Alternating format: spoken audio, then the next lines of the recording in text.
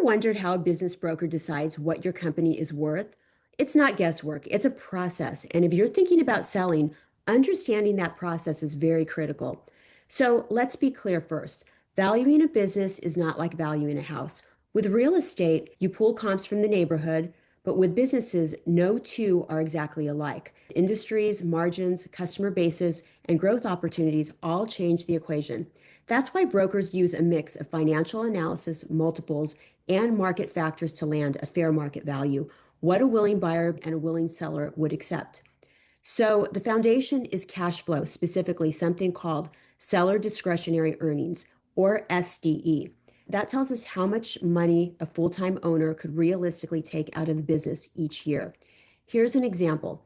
I valued a service-based business doing 3.5 million in annual sales. The tax returns showed 300,000 in net income, but that's not the whole story. We adjust the net income by adding back expenses that are discretionary, non-cash, or not required for the new owner. I'm going to show you an example. They had sales of 3.5 million. They had a net income of 300,000 on their tax returns. They have a W-2 salary for one owner, which is 175,000, depreciation of 200,000, life insurance of 8,000, amortization of 10,000, and spouse who does not work in the business but's on payroll for 50,000. So that gave us seller discretionary earnings of 743,000. That's the true earning power that buyers want to see. And remember, every business is different. Other common add backs might include personal vehicles, family members on payroll, or one-time legal and consulting fees.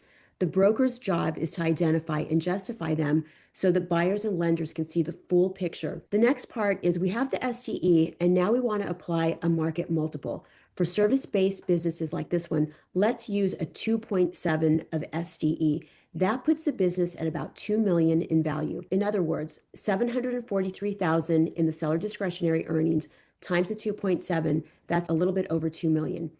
If you'd like to see what your business might be worth, let's talk.